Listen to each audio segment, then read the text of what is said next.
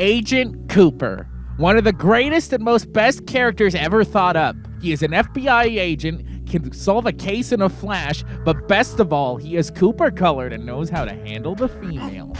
Speaking of females, Twin Peaks could also be classified as the Hot Chick Lodge, since it is so full of very strange and sexable women, and since Halloween is just around the corner, I have been inspired to make a list of the top 10 hottest sexable Twin Peaks female characters.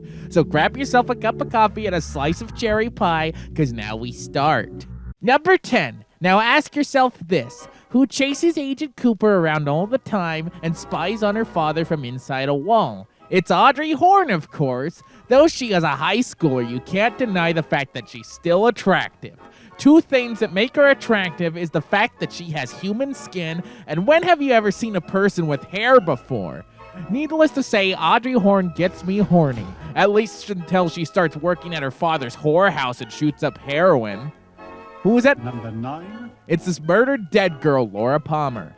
She was found dead on a beach in the pilot, setting off the main events of most of the series. She doesn't do much except lay in a body bag or on an autopsy table. The main reason she gets the number 9 spot is because she talks backwards and sits next to a dancing midget. Who's at number 8? It's Laura Palmer's cousin, Maddie Ferguson. She's attractive and is the size of an average human mother. What's most surprising is that something about her reminds me so much of her cousin, but I can't quite put my finger on it. At the end of the day, she is another character that doesn't do much besides sing back up on a song and get murdered. But nevertheless, she deserves the number 8 spot. Our list wouldn't be complete without the hottie at number 7. It's Waldo the Bird. He talks, he's a witness to a murder, but unfortunately he's only in 2 scenes, and his life is cut tragically short. Not only that, but there is a heavy loss of donut life due to Waldo's blood. If only we could have seen him take wing. At number 6, we have Leo Johnson. He's perfect husband, manly material. He's very clean cut, and never before have I ever seen anyone as caring towards his wife as him. Later on in the show, he ends up with severe brain damage and gets kidnapped by Wyndham Earl. Lucky him. For this reason, he gets the number 6 spot. You ask yourself, what could possibly be better than a borderline vegetable? Why, it is Bob, of course. Being a demon from the Black Lodge, he could possess the bodies of others and make them do terrible things so he could feast on their garmonbozia, or in other words, pain and suffering.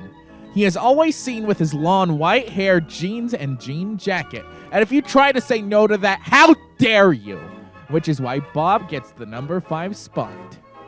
Now we are on to one of the greatest hotties this series has to offer, which is Bobby Briggs. He sells cocaine and knows how to fight, which is showcased in the movie, where he kills a man during a drug deal gone wrong.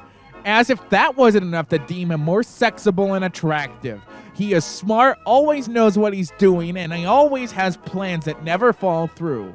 And not to mention, he is great with the ladies. And also, as a side note, he has the hair that is most similar to Jim Hawkins from Disney's Star Trek, which is why he lands at the number 4 spot. At number 3, we have Sheriff Truman. I mean, who could say no to someone with authority, particularly when they are named after one of the greatest U.S. presidents, which doubles down on his hotness. He's also very loyal to his sweetheart Josie, even after she becomes a dresser drawer. And when have you seen a more eyebrowed person before? This is why Harry Truman gets the number 3 spot. Now for number 2 on our list. What could be even hotter than a sheriff, a demon, or a dead girl? The highest power that be, of course, an FBI agent in Agent Dale Cooper. He has a love of coffee and cherry pie, and he's also sympathetic towards the plight of the Tibetan people. Not only that, he is also very good with the ladies, with him having 2 love interests in Audrey and Annie. And him being the much gentlemanly man he is, one of his final lines of the series is asking if Annie is okay, for the many reasons listed besides the fact he would make a good Leon S. Kennedy in a live-action adaptation of Resident Evil 2 is why he gets the number 2 spot. So what could top an FBI agent?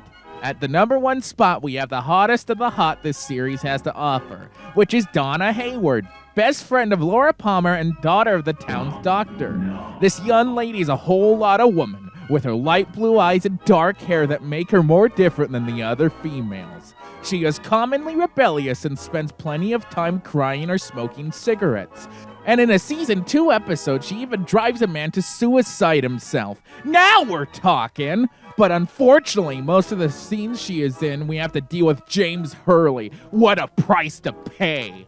And last but not least, why she gets the #1 spot is she would make a great live-action Claire Redfield. There you have it, folks. This is the end of our list. And if you disagree, please feel free to comment below. But know that you are, for a fact, wrong. Anyway, now I'm going to go play some Code Veronica for reasons. So bye. It's breakfast, new breakfast at BK. With a bunch of great new items. Have breakfast your way. With a bunch of great new items. Have breakfast.